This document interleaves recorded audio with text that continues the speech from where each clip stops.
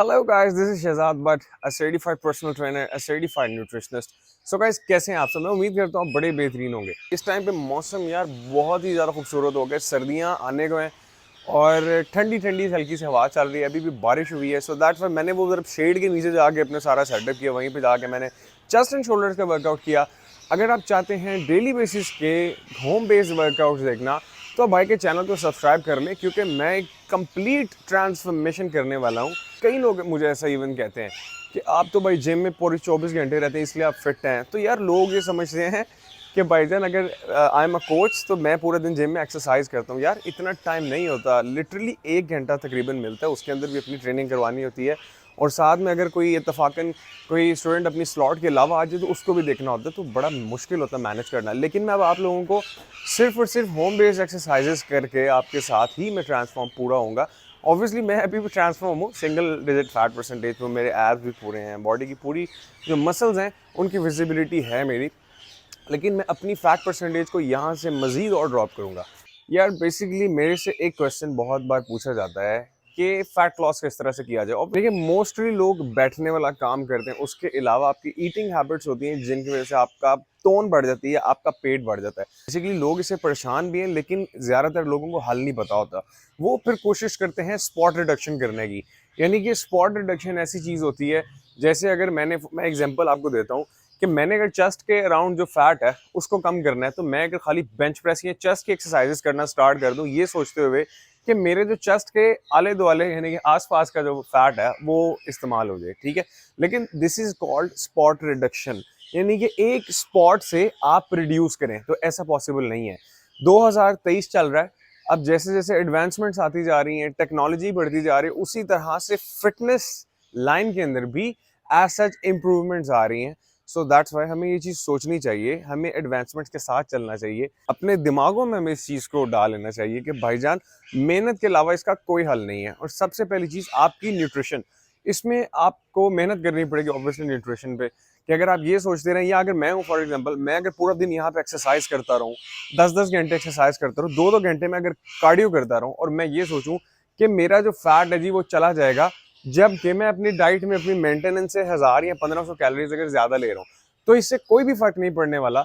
मैं जितनी मर्जी एक्सरसाइज करूँ, मैं जो मर्जी कर लूँ, लेकिन ज़रा भी फर्क नहीं पड़ेगा अगर मैं अपनी मेंटेनेंस कैलोरीज से कम नहीं खाऊंगा। तो मेंटेनेंस कैलोरीज ऐसे कैलोरीज होते हैं जो कि आपकी बॉडी को चलाने के लिए ज़रूरी होते हैं। तो आपको अपनी उन मेंटेनेंस कैलोरीज का सबसे पहले पता होना चाहिए, एंड देन उसके बाद उन कैलोरीज में आपको डेफिसिट में रहना है। और दूसरे नंबर पे कोशिश करें अपने मसल मास को बढ़ाने की कोशिश करें, क्योंकि जितना ज़्यादा आपका मसल मास होगा उतना ज़्यादा आपका बीएमआर हो, यानी कि बेसल मेटाबॉलिक रेट।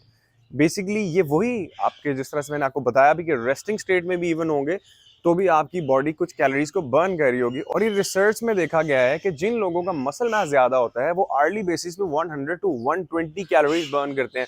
अब इमेजिन करें 1 घंटे तो आप अपने वर्कआउट का निकाल दें, उसमें तो ऑब्वियसली आप मेटाबॉलिज्म आपका काम कर रहा है और आप कैलोरीज को तक दनादन करके ऑन द स्पॉट आप लोग उसको बर्न कर रहे हैं।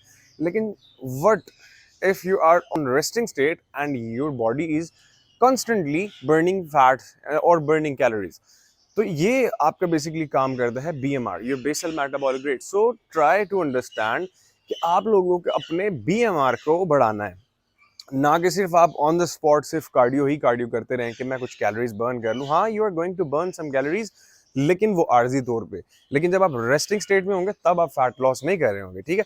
ऑब्वियसली आपको बीएमआर कुछ ना कुछ कैलोरीज दरकार होती हैं, लेकिन क्या हो कि अगर वही बीएमआर हमारा बढ़ जाए, ठीक। सो कार्डियो करें, जरूर करें। कार्डियो आपकी कार्डियक हेल्थ के लिए बेहतर है, जैसा कि ये नाम से ही अपने वजाहत करता है कार्डियो। सो हम इससे समझ सकते हैं कि ये रिलेट करता है हमारी कार्डियक हेल्थ के साथ।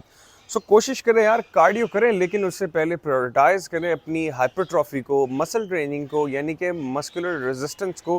कि जब आप रेजिस्टेंस ट्रेनिंग करेंगे तो ऑब्वियसली आपकी बॉडी उस टाइम पे भी उनको कैलोरीज की ज़रूरत होती है। लेकिन मौके पे देखा जाए, अगर कंपैरिजन करें ऑन स्पॉट, अगर कहें कि जिम के अंदर मेरे कैलोरीज ज़्यादा क्या करने से बर्न होंगे, ठीक है, तो वो एक अलग टॉपिक है। उसमें हाँ आप बर्न कर देंगे यार कार्डियो के अंदर कैलोरीज, वो कार्डियो वहाँ पे लीड ले जाएगा। लेकिन जहाँ पे आप रेजिस्टेंस ट्रेनिंग की बात करते हो तो रेजिस्टेंस ट्रेनिंग आपको बाद तक आपको बेनिफिट देती रहती है। यानी कि एग्जांपल देता हूँ, आप अगर कार्डियो कर रहे हैं, ये आपका यूं करके भाईजान यूं ऐसे मेटाबॉलिज्म ऊपर गया हुआ है, ठीक है। लेकिन उसके बाद क्या होगा, आप घर आ गए हैं, नॉर्मल है, you are normal, so obviously आपका उसी तरह से मेटाबॉलिज्म भी वापस आ रहा है अपनी जगह पे, ठीक है। लेकिन जब आप मसल ट्रेनिंग करते हैं, मसल को तोड़ते हैं, मरोड़ते हैं, फोड़ते हैं, उसके बाद क्या होगा, वहाँ पे आप लोग घर चले जाएंगे, ठीक है, लेकिन उसके बाद आपके मसल्स को रिकवर करना है आपकी बॉडी ने। ओवरऑल आपको न्यूट्रिशन चाहिए होगी, क्योंकि और आप ऑलरेडी कैलोरिक डेफिसिट में, ठीक है, क्योंकि मैंने बताया कि एक ही स्टोरी के दो पहलू हैं, हमें डाइट एंड उसके साथ रेजिस्टेंस ट्रेनिंग करनी है, एंड इसके साथ एक और इसका पहलू आता है जी, रेस्ट। रिसर्च के मुताबिक देखा गया है, एक बंदा जो कि कैलोरिक डेफिसिट में होता है और उसके साथ साथ उसके स्लीपिंग आवर्स 8 से 8.5 घंटे सोता है, या अगर 7 घंटे भी सो जाए, आइडली वैसे 7 से या 7 से ऊपर घंटे हो तो वो आइडली माने जाते हैं।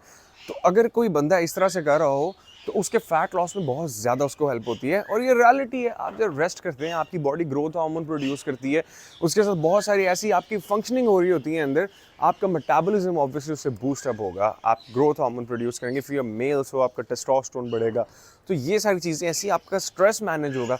तो बहुत सारे ऐसे फैक्टर्स रिलेट करते हैं इवन दो कि आपके रेस्ट के साथ। So guys that was our today's video. उम्मीद करता हूँ आपको वीडियो पसंद आई होगी। कमेंट सेक्शन में फीडबैक देना मत भूलिएगा। अगर आपको वीडियो पसंद आई तो वीडियो लाइक करें, चैनल को सब्सक्राइब करें। फिर मिलते रहेंगे इसी तरह की वीडियोज़ में, तब तक के लिए भाई को दें इजाज़त। अल्लाह हाफिज़।